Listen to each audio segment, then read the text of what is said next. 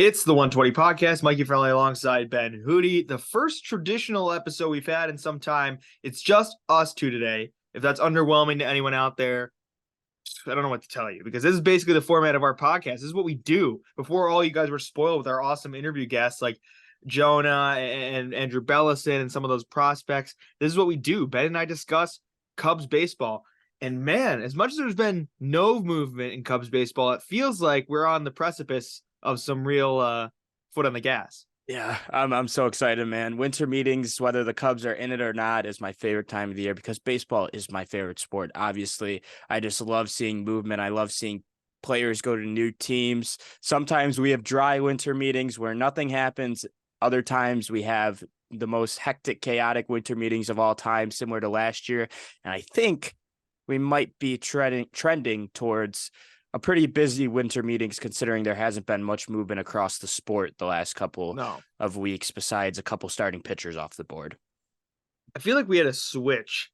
It was during the end of baseball season. I could not get into football at all. And Ben was like, "Oh, I've been watching football. Like football's good. Get back into it, like fantasy betting." And I'm like, okay. And then now, like, I've kind of like, I'm so separated from baseball now that I've kind of been like, all right, I'm okay with football again. Like I'll watch most games. Like I'm like watching. And Ben last night told me that he's like finally like I don't care about the Bears. And I'm like, welcome to my boat. Like I haven't even been really watching them. I watched last night because it was a national game. But like Ben told me last night, I'm like, dude, welcome to me for the last like 6 weeks. Like I still love football because my fantasy team's doing phenomenal right now and things are going well. But like last night, my buddy was trying to talk to me about the Bears, and obviously they won. So 4-8, let's go. But I guess they won. he was like, I was just, I don't want to put any more time or energy into that team. And he was like, yeah, well, what if Justin Fields isn't the quarterback next year? I was like, well, yeah, that will piss me off, but I'm just so done. I'm just so locked out of a football season. I just want to see some movement across Major League Baseball. Once there's some movement in baseball, and based on how disgusting the Bears are, I will have no interest in football anymore for the most part. But you never know. You never know. I'm still a Bears fan through and through, and I do love football too. But yeah, that was an interesting win last night. We'll leave it at that because this is a Chicago Cubs podcast, and they scored some football scores this past season. Actually, I think there was 4 Wrigley Field baseball games this year that were higher scoring than Iowa and Northwestern in Wrigley Field. Yeah. Pretty awesome. What other thing before we get into the Cubs is Chicago really needs the Cubs right now, considering it's not just the Bears. There's Blackhawks drama going on right now. The Bulls are a complete laughing stock when they shouldn't be. But you know what? That's what happens when you keep trying to be competent every year. It doesn't work in your favor. Nope. Just Chicago's in shambles. People really need the Cubs to make some splashes this offseason to feel confident again. See, the Bulls have not realized this yet, and Matt Eberflus doesn't realize this yet, but sometimes you just got to punt, and that's what the Cubs did in 2021, and now we have reached the point where it is a big third down stop. We had an exciting second down sack, and now the Cubs in this offseason, if you're following my analogy, have the chance to get the ball back in signing a ton of awesome free agents. And so we go into that talking first about Glasnow and Bieber, 2 huge veteran pitchers who are on supposedly the trade market this offseason, and we've heard a ton about them to the point of what they're eating for lunch this past week as it pertains to who's signing them. Ben, you and I were texting about it last week when I was on vacation a little bit, but I was kind of out of the loop as much as maybe you were in it. What have you heard specifically about the direction of the Cubs specifically with these 2 trading targets? Well, we've known that the Cubs are going to be in the trade market. As much as they might be in on free agents, the Cubs have a handful of prospects that teams would love to be able to get their hands on and work with. And who's 2 teams that love to just take prospects and turn them into all-stars? That's the Cleveland Guardians and Tampa Bay Rays, who have their 2 aces on the trading block as they are 1 year away from free agency. And from what we're hearing as of today with a report from John Morosi, he said that the Cubs and Cincinnati Reds, that's a good one to keep in mind, have both had discussions with the Tampa Bay Rays and Cleveland Guardians, respectively, over getting starting pitcher Tyler Glasnow from the Rays and starting pitcher Shane Bieber from the Guardians. It will certainly be interesting to see how this develops, as more starting pitchers continue to come off the board. If you missed it yesterday, Sonny Gray is headed over to St. Louis on a 3-year deal. And I think 2 weeks ago now, Aaron Nola signed to head back to Philly, which I think we kind of all saw coming, but it was just a matter of when. And yeah, now I see that it's kind of started to heat up with these starting pitchers. They're the two big starting pitchers available on the trade block. And I think a lot of people would love to get them as they only have that 1 year left to control. And they're two pitchers with injury histories. But when you take out the injuries, they have a really great track record. Yeah, and I think without Stroman, you're going to need some kind of veteran arm, right? Like we talked about how happy we were for the Cubs pocket change, for the Cubs wallet, that they weren't going to, be able to bring Stroman back, or it looks like they're not going to bring Stroman back because Stroman opted out. Yeah. But, as much as Stroman struggled towards the end of last year with his injury, he was an all-star in 2023, which was a year in which the Cubs were a borderline playoff team and kind of started to click. You need another veteran arm. You can't promise that Kyle Hendricks, even though he's back, will have another strong year. He's getting up there in age, and he has had those injuries as well. I would love to see the Cubs go out and bring in another veteran arm. We'll talk about a few other options here later in the episode, but these two guys on the trade block, both of them, if not one or the other, would be huge for this Cubs team. Where I start to get wary is what it would take, because like you said, Ben, it is two teams that are famous for playing some money ball and taking your prospects and thinking, yeah, we're willing to get rid of this guy because your three prospects stack our on base, in 5 years all the way to a World Series.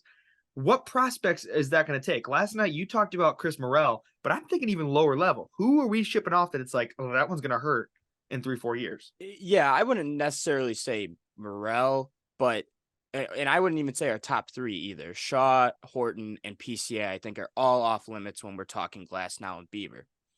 But whoever the Guardians are, if the Cubs do end up making a trade with Cleveland or Tampa for one of these two starters, it's going to be a guy that's probably in the middle of the farm system.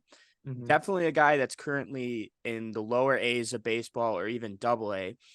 And I think it'll be a guy that, even though it'll be upsetting to see them go, it might not be that bad in the long run. And it'll probably be the Rays or Guardians turning them into an all-star, because that's what always happens.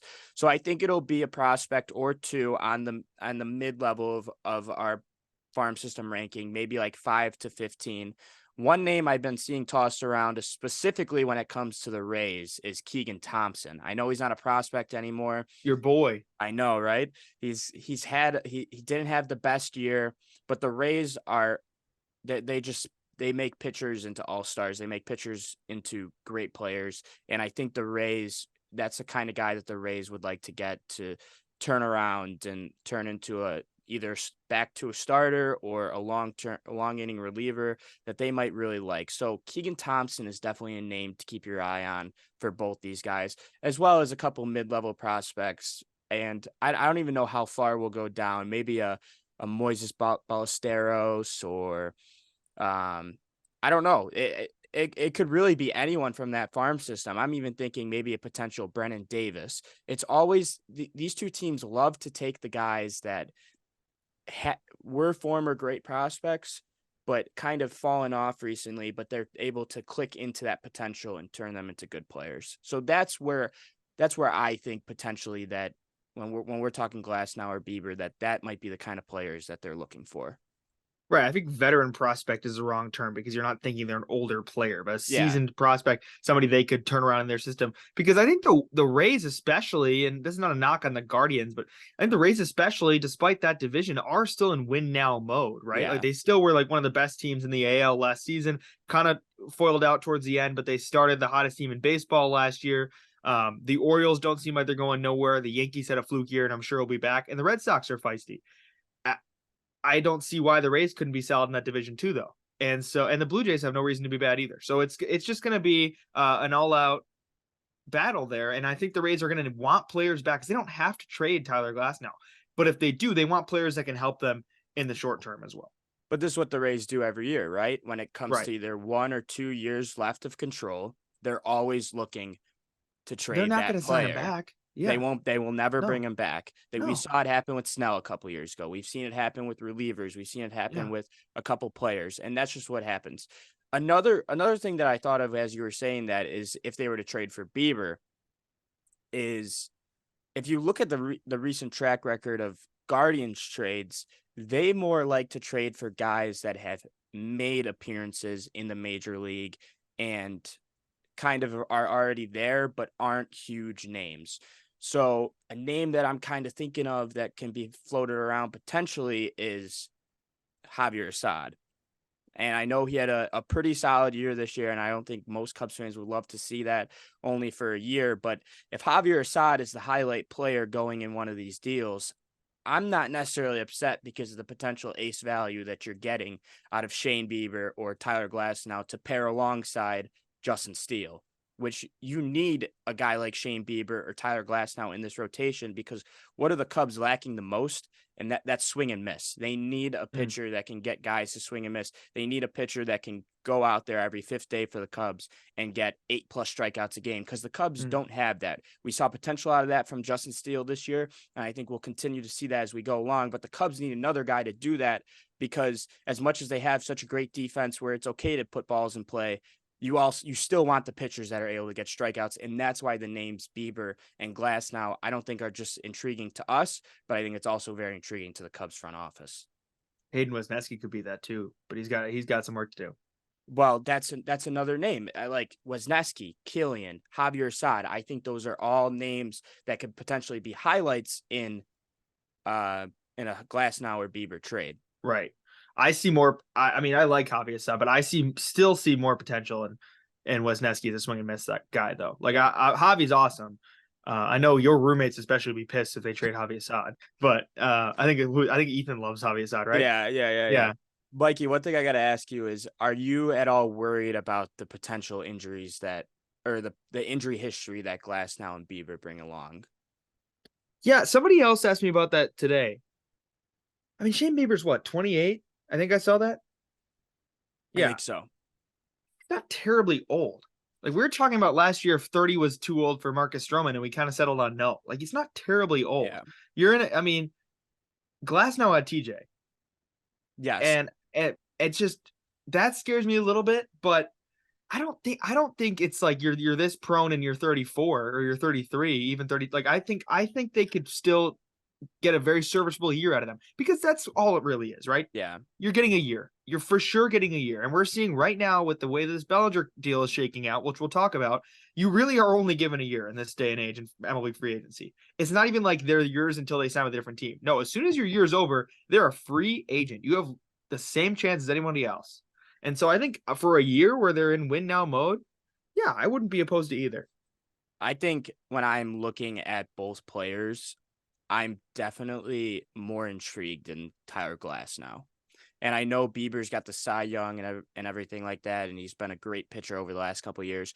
But Bieber worries me a little bit because of the fact that the injuries have kind of piled up over the last couple of years, where we could potentially see a Tommy John down the line. I feel like Glasnow's injuries might be behind him at this point. Yeah. I don't know. That's just a prediction. I would rather take on Glasnow. I think Glasnow is, I should say, I think the Rays are more ready to trade Glasnow. Yes. I think. Yes. Based on what we just talked about with how they usually play baseball and how they usually treat, final contract year players. And I think the Guardians would, like, if they don't trade Bieber, I don't think they're upset with that because they're still in a very winnable division as well. But at the same time, the Rays, they're probably the better team, but they do this every year, so we're expecting it. And I know there have been reports that the Rays are 100% trading Glasnow this offseason.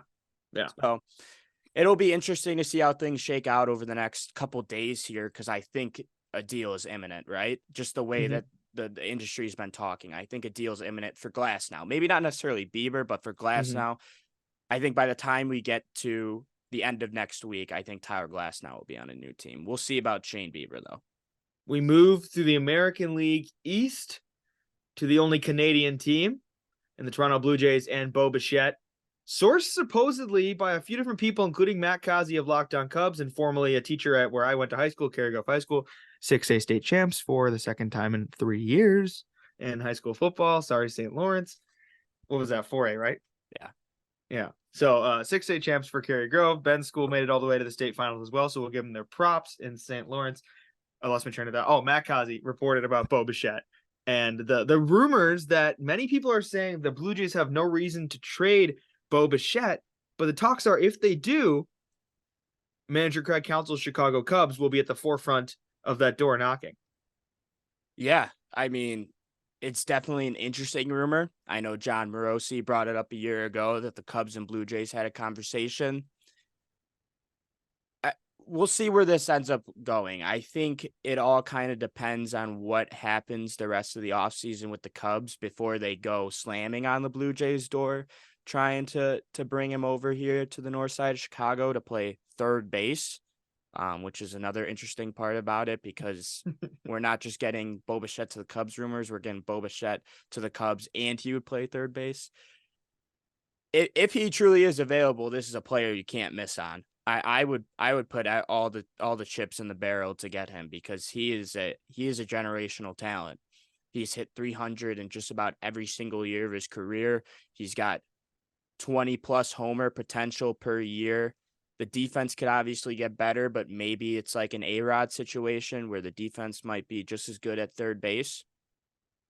Yeah, it's an interesting rumor that we'll see if anything else comes about it. He's got 2 years left to control, which is huge in a potential deal that could get done and who you could see going to the Blue Jays if they were to. But at the same time, you brought it up when you mentioned it. Why would the Blue Jays do it? They're in a contending window with this core that they banked so heavily on so many years ago with Bo Bichette and Vladdy and signing George Springer.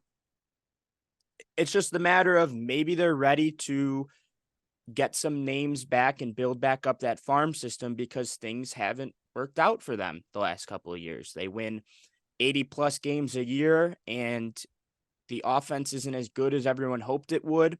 But surely the shining star of that offense over the last couple of years has been Bo Bichette. He would fit just perfect in this lineup. I would love him to be a Cub. I'm not banking on it, but it's certainly a rumor that I didn't expect, but I like that the Cubs are making calls. Here's the flowery color analysis of that statement there by Ben. I love how much his name sounds like Boba Fett. I would love to see the obvious shirts that come of that. But yeah, like you said, Ben, I don't really see why the Blue Jays would make this deal. I think here's the realist part of me. I think the Cubs probably went knocking, which is where the rumor started, and said, "Hey, is he available?" And the Blue Jays probably said, "Go away unless you're giving us a real return." And I think the Cubs are probably debating it. Maybe they'll wait and shake out and see what happens. Maybe they'll wait and see what other infielders they can bring or whatever potential third baseman they can bring in, both through the free agency route or trades. As Ben makes a face as he looks at his phone, something just happened. Nah, nothing too bad. Okay. I thought the Blackhawks dropped Nick Foligno or something now too. No, we'll talk about this one post episode. Sounds good. This one's if you know, I guess. But no, what I was saying was I think this could be huge for the Cubs. I don't think they're desperate to trade away the whole system for him, and I don't think the Blue Jays are desperate to make a deal for him. So I could see this just getting caught in standstill and not happening, but I could totally see the Cubs really committing to making this one happen. If they do, it would certainly be it would change the roster heavily. And it'd be a lot of fun. As I said, he is a generational prospect. People have been talking about this kid for years, and he has not disappointed at all in the major leagues. He's been a great player. I think he's a 2-time All-Star now. It makes a lot of sense for the Cubs because they are looking for that big thumper. Even though he's not a huge thumper in the middle of that lineup, he's still a really good player who gets on base. He hits for a high average. He can put one out of the park if you need it. He makes sense at the top of this lineup, and I would really love him to be on the Cubs. Just gonna have to see how the rumors continue to shake out, as this is a very low key rumor. But I think it is interesting how it was brought up by a couple of just Chicago guys, and usually things don't really get that much farther after they are mentioned. If you know what I mean when I say that, like by Chicago guys, it kind of just stays within the Cubs fan base. Right. This one was also This one was mentioned. picked up. This one was Yeah. mentioned by John Morosi again, who he must have really good Cubs connections because he continues to be one of the leading candidates for just name Well, dropping Glasnow, Bichette, Otani on national airwaves every day, basically. Cubs get clicks. People want to see what the Cubs are doing. It's one of the best fan bases in baseball, especially now how excited people are this offseason. I would put my chips in the basket of trying to be up to date on the news about the Chicago Cubs. We move on to the free agency pick'em we're going to do for the second half of this episode. I think we're going to go bottom up here, Ben. Yeah. Ben cultivated a list that I agreed with of 7 free agents who I would say all 7 the Cubs should be in on and will be in on. I would think some more than others. So we will preface this by saying we're going to name off 7 free agents. Ben and I are going to give our perspective who we think they'll sign with teams. You might mention a lack of Cubs mentioned because we have agreed we are not going to say the Cubs because I think that would be a lot of these guys for us. So we'll do this. We'll both say who we think. We'll explain briefly, and then we will kind of go in a little bit of, but here's why the Cubs should beat this team to them. Exactly. We're saying teams doesn't mean we're not saying they're going to the Cubs. Right. So don't get upset at us. We're not making a Right. graphic because we don't want to piss off Cubs fans. This is just more, if they weren't going to the Cubs, where are they going? Not saying they are. It's Right. very skeptical here. And we will we will talk about after we both say our teams for these players, we'll say, and if the Cubs beat them to it, here's why this guy would be great for the Cubs. Because I think all 7 of these guys, I would be thrilled to be on manager Craig Counsell Chicago Cubs. Yeah. So we start from the bottom up of the list because I think it kind of goes in a exciting order. We'll start by no means with the least person, but at least the bottom of my list in Matt Chapman. Ben, we'll do a coin flip to see who goes first because we agreed that we're probably going to get a lot of the same. Call it Heads. Oh, you're right. Let's go.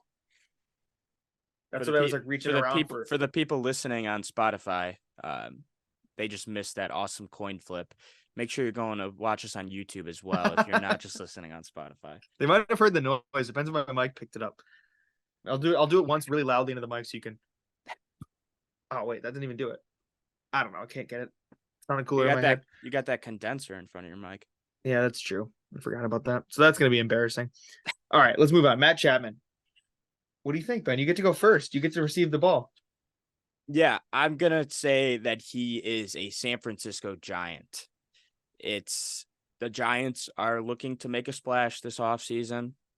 It's been a couple of years in a row now where we've just been waiting to see what moves they make. They reportedly agreed to a deal with Arson Judge, according to John Heyman last year, and then that quickly got disputed an hour later when he signed with the Yankees. They had Carlos Correa for a little bit as well, and then he failed his physical. I think Matt Chapman makes sense in the Bay Area. Just fits the mold pretty well. Mm-hmm. Just as a player, he's phenomenal defensively. He does have 20 home run potential every year, but that might go down a little bit if he does end up signing in the Bay Area. Matt Chapman's an interesting free agent because he's a guy that I think everyone's just been kind of waiting for that big offensive year, and he hasn't really necessarily had it yet. Continues to hit in the lower parts of the 200s. It's going to be interesting to see what kind of contract he gets, but I think that based on when you see the rest of my list, I think the Giants are going to be desperate for some offensive help, and Matt Chapman might be the last great name on the market. So I think he makes sense in San Francisco. I like the Giants pick. I have the Giants later on my list for a different player, but I kind of like your reigning National League champs for Matt Chapman in the Arizona Diamondbacks because I was not really thinking about him, but then I was looking into this today after we decided we were going to do this theme for the episode, and it made the most sense to me when I thought about it because it's a team that is now kind of seeing, yeah, they have a chance. They did it. They proved they could go all the way to the World Series. They have a bunch of great young options, but one of your good options last year was Evan Longoria, who is on his way to the Cardinals to join the retirement home. I'm sure he's a free agent, whatever he decides to do. Be pretty huge for them and would get them right back in the thick of competition if they can bring in somebody like Matt Chapman to be in the hot corner. Yeah, that's definitely an interesting team to keep your eye on. It's just a matter if they spend. Right. That's the biggest thing of it all. But I don't see why they wouldn't spend, considering that they need a couple more names there Right. to continue to go on that upwards trajectory. Right. Let's be honest. They're not choosing for the next National League Championship. They kind of had some fun, but got lucky in the playoffs. Like they're They're going to not need to, they're yeah, not they're they're going to not need to keep it going. they're not even shoo-ins for next year's National League playoff, I don't No, think. yeah, no. But as we move on from Matt Chapman, first let's discuss why he would make sense for the Chicago Cubs, first and foremost, before we see another player. So you said the Giants, I said the Diamondbacks, but I think early on we discussed a couple weeks ago that Matt Chapman could be a fit for the Cubs. They got a hole at third base, and that's obviously kind of on everyone's mind. They've definitely been interested. I based on early rumors in the third baseman market, and it's just a matter of if they're willing to stick with Madrigal or if Shaw ends up coming up or they re-sign Jamie or look for a trade, whatever it might be. I think he fits, and this is one of those players that I kind of want to stay away from. I feel like he's going to get a big deal, and he could end up not living up to that deal at all. I'm just going to be honest and say it. I could see another Jason Hayward situation if they were to sign him, because great defense with pretty not mediocre offensive numbers over the last couple of years before he hit free agency, but it's just a player that I would personally be okay with staying away from if I was the Cubs. Would I We not? say we say that with the whole free agency market ahead of us, though, for the taking, right? Like if we Yeah, miss on all these other guys that we're going to talk about in the next couple minutes, then it's like, okay, I need at least something to prove that yeah. they're going to try and move upward still, and that's still Matt Chapman. No, he's not at the front of my radar for this offseason, but I still think it'd be a great addition. That's the only situation where I think the Cubs would end up getting involved in the party with Matt Chapman, is if they miss on who they're eyeing in free agency over these next couple guys, or if they miss on trades, whatever it might be. That's the only way I think the Cubs really put their name in the hat for Matt Chapman. We move on to Jordan Montgomery. I'll start because Ben started the last one. I went back and forth in this one a couple times, but I see no reason why he wouldn't return to the team that just won the championship. I think there's and Ben's nodding his head. I don't know if that's the same thing you think, but I see no reason why he won't re-sign with the Texas Rangers. I don't have too much to say about it. I'd be, of course, happy to see him come to the Cubs, but I don't know how likely that is. We'll get to that in a second, but I will put my chips in the basket that he'll return to the Rangers. Yeah, I agree with you. I think it just makes sense. It's a good fit for Monty. He had a really good year there. I was honestly thinking the Cardinals were a pretty good fit, but who really knows where they're going with their rotation now, as Yeah, it's weird. they spent the big bucks on Sonny Gray and Gibby and Lance Lynn. Those weren't really big buck moves, but Sonny Gray certainly was. Boston, I think, is also a fit, but I think he's just at home with Texas at this point. He had a really Yeah. good second half, and I say that he just continues it. Texas is not afraid to spend money, and why not? Why wouldn't they bring in one of probably the best pitcher on that staff from a year ago? The Cardinals are like the Clippers. Like their rotation would have been really good in like 2018. Yeah, Just like the Clippers would have been a team I would have designed with the salary cap off in 2K17. Like it's yeah. just like, yeah, it's a couple of years too late. But who knows? They can come back and it's the Cardinals. We've said it. Aside from last year, they're the only team in the MLB or one of the only teams that could just put 9 names in the field and they somehow find a way to win. Yeah. Why do you think Monty would be good for the Cubs if that thing happens? Because I don't think that's likely by any means, but I'm not going to ever say I would be mad if it did happen, right? This is the same type of scenario that would be if we were to go get a Glasnow or Bieber.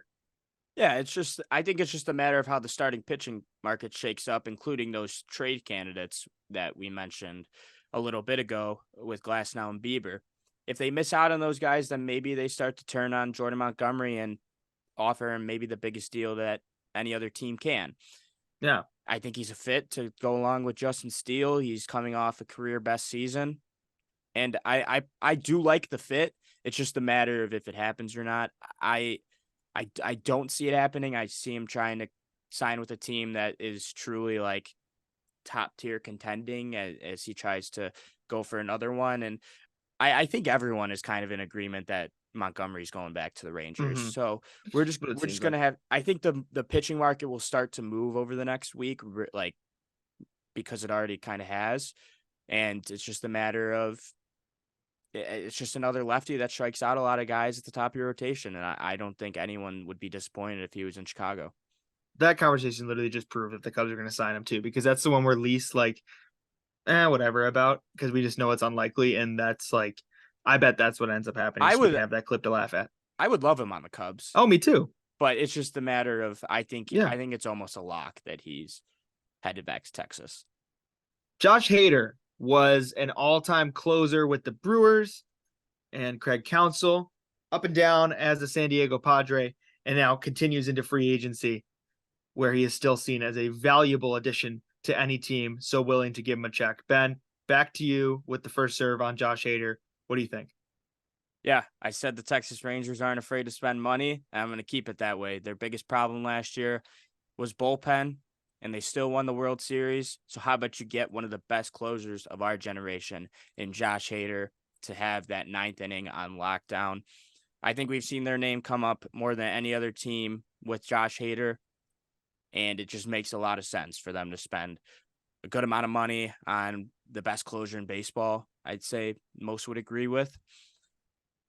Just he's a good fit there, and his market will certainly be interesting because he's really the only lights out reliever on the board compared to other years where there's been multiple closers available.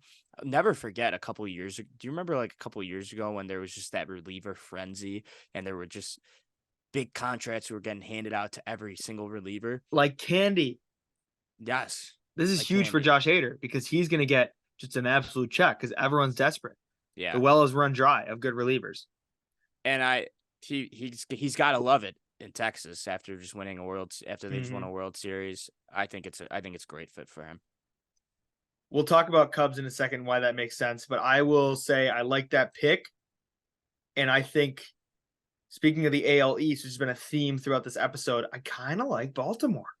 Okay. I've I heard kind that of do. recently. Felix is out for all of 2024 with TJ. I was looking into it today, crossing off Hader on my sheet because I got Ben's approval on that pick. I think I kind of like the Orioles here.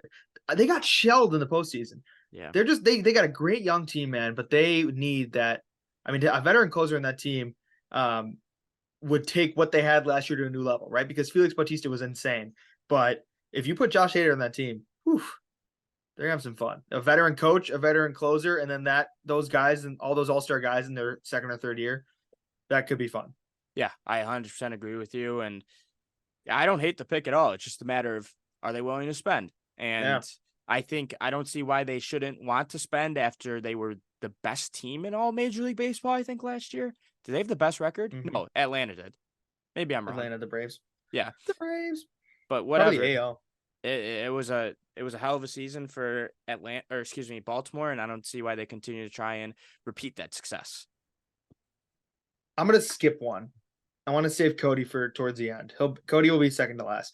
Let's do Blake Snell. Do you think Hader's we didn't do Cubs? Yeah, we didn't do Hader to fit with the Cubs because that's a conversation to have, honestly, about Craig Counsell and Josh Hader's history. I think that's the biggest thing. Like, I think if Counsell wasn't in town, we would kind of skip this a little bit faster. But I think that alone could give him some kind of desire, depending on what that relationship was there.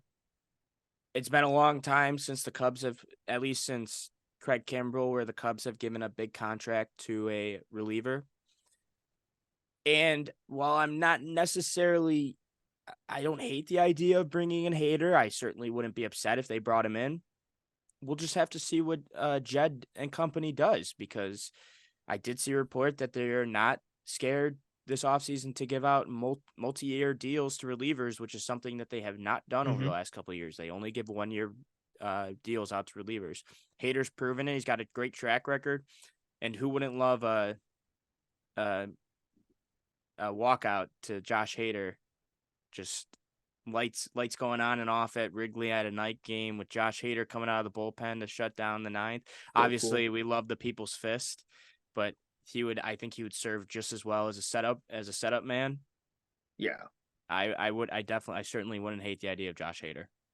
Abbott was a fun little experiment that served well for most of the end of last season, but I think there's no reserve that like, oh, we can't go after Josh. We already have a closer. No, it's not how that works. Like 100%. If Josh Hader wants to come play for his former coach, you either trade Abbott for what you can get or you make him a reliever. And honestly, I think Albert could be a great setup man. Yeah. He has the great stuff for it. He would be lights out. It's a matter of if that would hurt Albert's morale. I don't think it really would, though. He is the No. fastest. What is it? What do we call it? He is the fastest field to tweet ratio in Oh, baseball. yeah. As soon as something happens, it's just boom. As soon as they win a game, it's about seconds later. I think Albert somehow has a tweet out. I think when Mike Talkman made the catch, it was like 2 minutes after the game, and Adbert already tweeted out on his phone. Well, if he didn't close the game, I bet it's probably because he's in the bullpen. He probably already has his phone at least with him. Yeah. So he probably has it like queued up and ready, which is pretty funny. It's just like any of us. All right, yeah. Now we'll do Blake Snell, the reigning Cy Young. Who gets to go first in this one? I lost track. It's you. I had the Phillies and then I crossed it out. Okay. I X'd it out with a pen, not with a pencil, so I could not erase it because I made up my mind about Nola sticking in town. I think that they're fine. What team is going to overpay for Blake Snell because they're in a win now mode? 2-time Cy Young winner, Blake Snell. I guess Atlanta. I guess because I don't think that's a win now mode, but I still think that's a great signing for them. And I think that's a how can you be win now, right? When you win 100 million games as they did last year.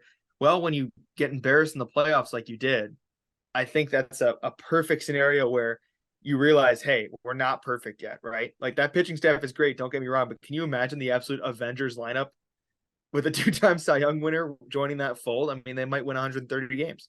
Not realistic. But. I mean, they're looking for starting pitching. They were in on Sonny Gray. We've heard they're in on Glasnow. Makes a They lot should be of in sense. on everybody. Yeah, 100%.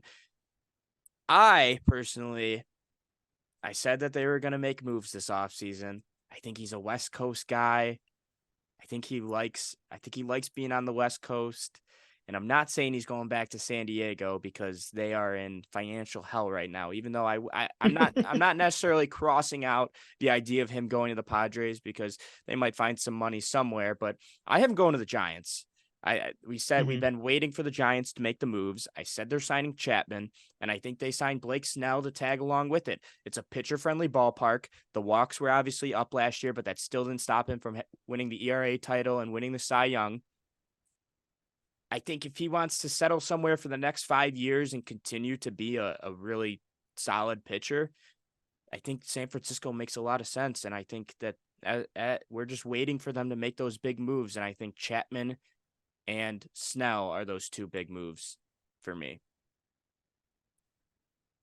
Why do you think he would be an interesting signing for the Cubs, or do you think it's even likely by any means? His name's certainly been tossed around by Cubs fans about a potential guy to get for this rotation. I think he would like it here. He's a similar kind of player to Stroman, where he's very involved with the fan base. He's a very involved guy on social media, whatever it might be. Chicago is a great place for that because we have a great fan base, huge presence on social media, whatever it might be. And yeah, I think it's a fit.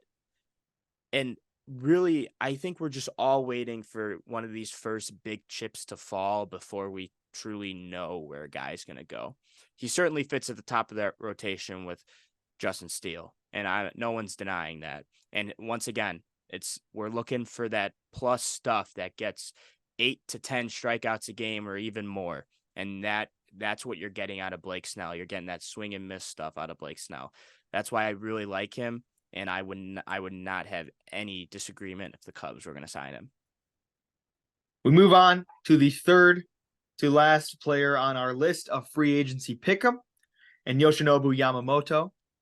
Ben has already called for his Yoshi shirt from Obvious Shirts. There's no disguise that the Cubs would love to have this man on their team. We will get to that because our last three guys we're going to talk about are Cubs or bust.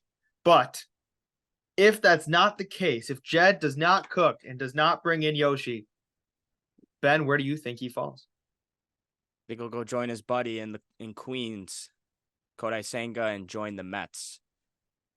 I think he's going to one of the two New York teams. I was debating between the Yankees and the Mets. We've seen reports the last couple of days that the Yankees are all in on Yoshi.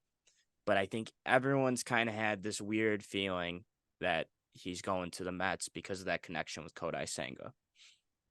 The Mets are desperately looking for pitching, and I don't think they're going to try and run it back with bringing in old veteran starting pitchers on the biggest deals of all time. I think they'd rather bring in a 25-year-old who has he's won the MVP for the KBO. I think it's the KBO. It might be some, not Korean baseball league, whatever league they play in. He's won it 3 years in a row now. It was just announced today. He's been the MVP for that league. Yeah. I don't think I don't think I've seen a player this hyped up coming from Japan to the major leagues probably since Masahiro Tanaka. Looking at the NPB, by the way. I Googled it up. 3-time Debuted MVP winner. Googled it, and he got there in 2017. Only 25 now, though. He was younger than us, and he was already well on his way to a professional baseball career, posted heading to the MLB and taking the subway from the Shea Stadium parking lot / Citi Field to the Bronx. That's my thoughts. That's your thoughts? Yeah. Yeah, that's my thoughts. And I thought that's where you're going at first, too. And then you said Queens. Yeah, I think the Mets are a great pick, Ben, but I think the Yankees are the team that'll be willing to give him the biggest check that he needs. If he's going out east, I was hesitant. I thought maybe the Giants stood a chance too. But if he's going out east, I think the Yankees are a great option for him. And we've seen this before with players who do come from an international location. They want to play for the Yankees. They can get paid for the Yankees. They probably know of the Yankees, being that they're one of the more famous baseball teams in the world. And it could be a huge match made in heaven for the team in the Bronx. One thing also that I've kind of noticed over the last couple of years is I don't think the Yankees have necessarily spent the money that their fan base wants them to.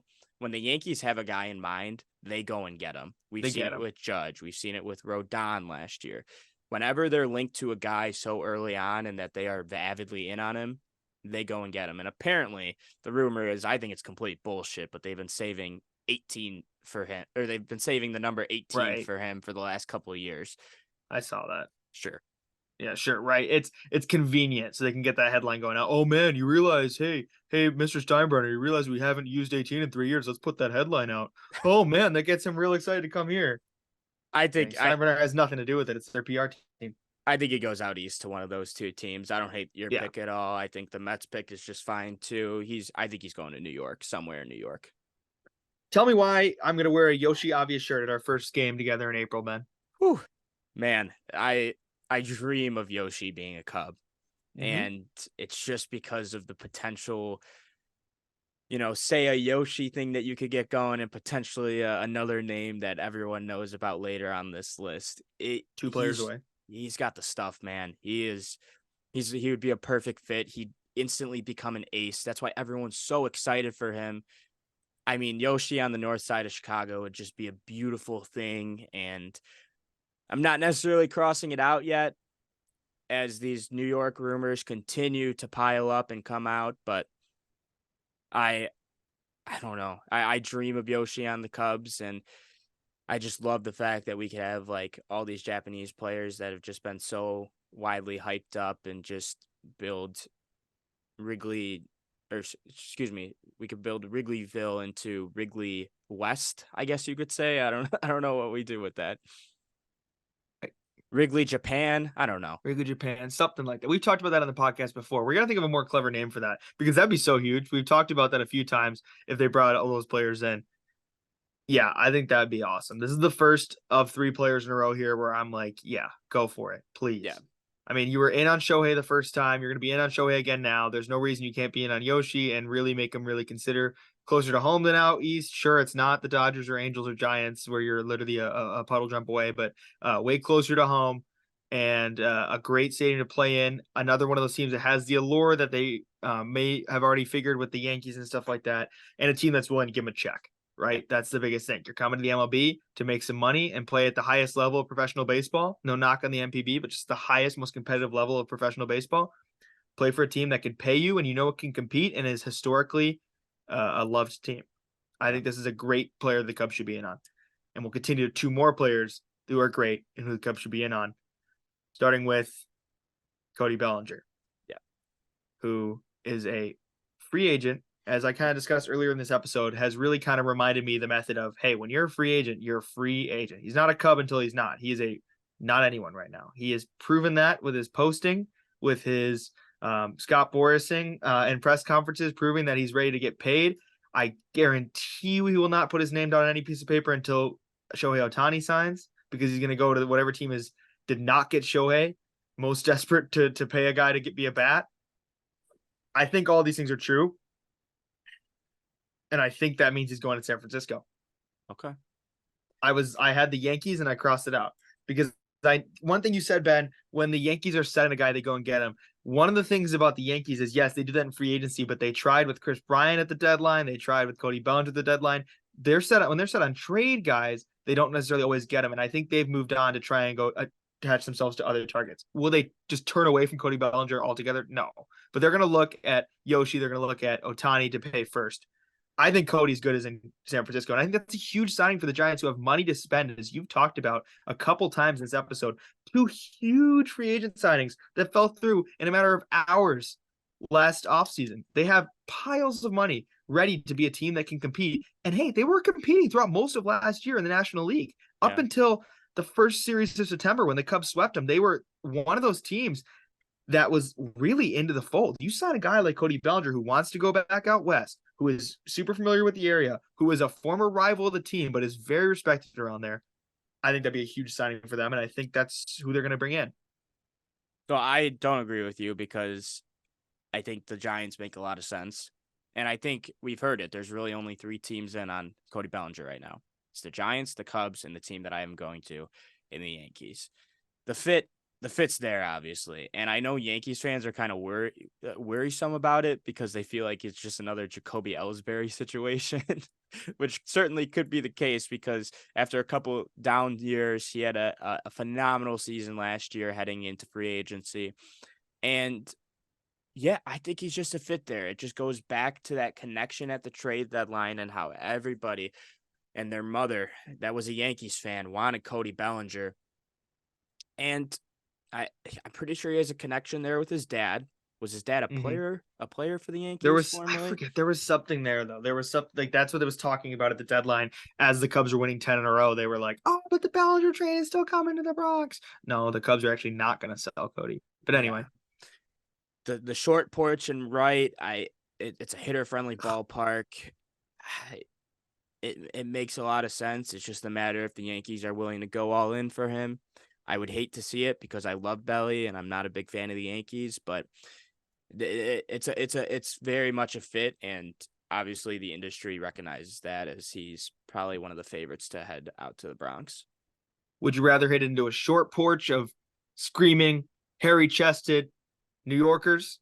Would you rather hit into a bay, a literal bay with people kayaking? Or would you rather hit it into a Budweiser sign and break a scoreboard again, which I saw in person with my own peepers? Bring him back. Bring him back to Wrigleyville. Do it. That's all I'm going to say. I'm not even going to cue Ben in for this one. I want him back so bad. Yes, we're going to talk about the final name on this He Who Shall Not Be Named Shohei Ohtani free agent pick'em sweepstakes. That is obviously target number 1. But being realistic, Cody Bellinger has more of a shot to come back home because of what we saw last season, and because DK is back in the hitting department, and because he was the NL Comeback Player of the Year, much in part to that coaching. Cody Bellinger needs to be a Chicago Cub again next year. He was a huge part of this team and would have very well been an MVP if not for missing a month. Took the words right out of my mouth, man.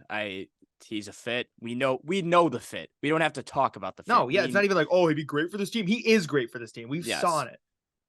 And I'm not worried. I'm not too worried about the potential fall off or whatever people want to say. He was great for the Cubs last year, and I would love him here. And I think you summed it up perfectly. He would be perfect for the Cubs. He is a perfect fit for the Cubs. We saw it. We know it. And we loved Cody, and we embraced him. And I hope that when he is making his free agency decision, he takes all those into account, and they factor in the fact that we have a great fan base, a front office that took a chance on him, coaching staff that revived his career. I hope he takes that all into effect when ultimately deciding where he's going to sign his paycheck.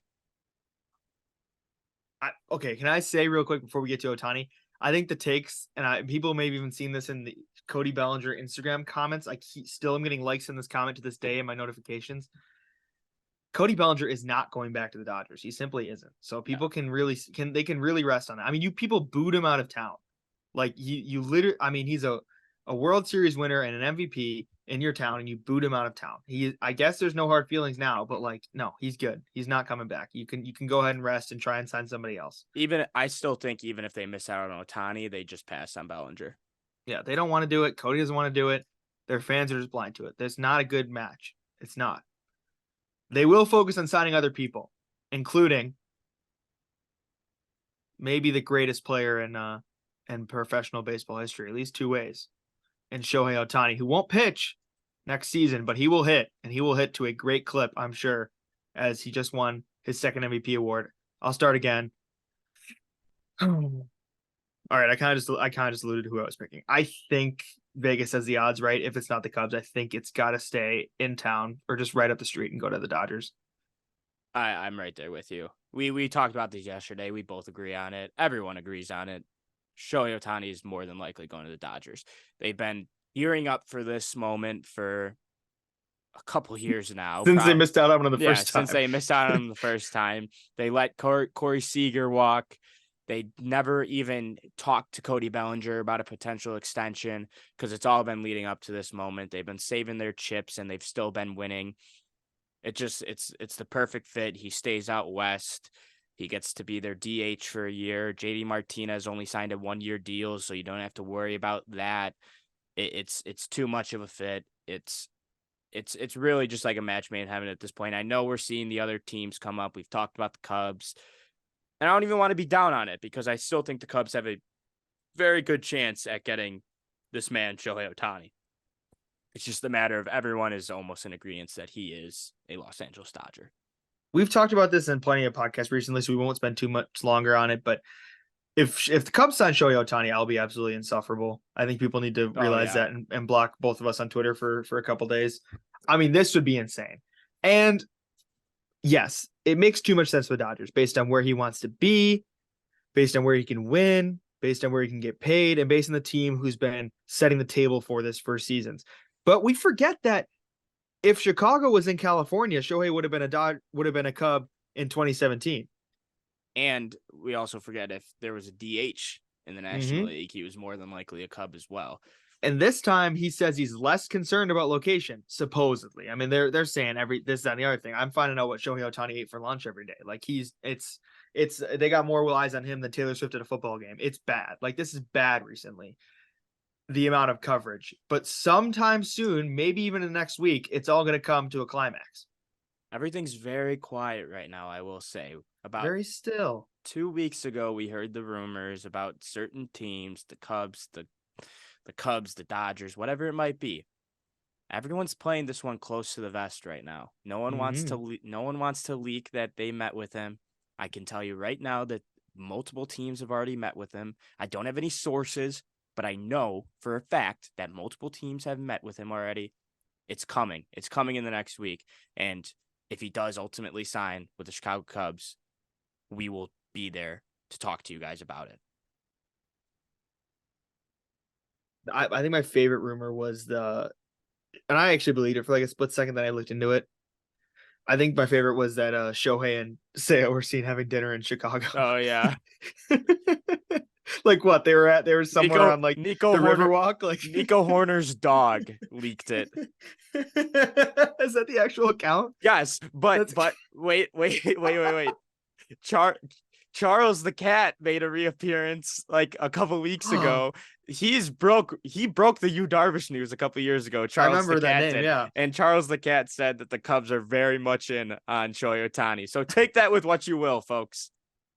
Charles the cat knows something that we don't. Charles the cat, man.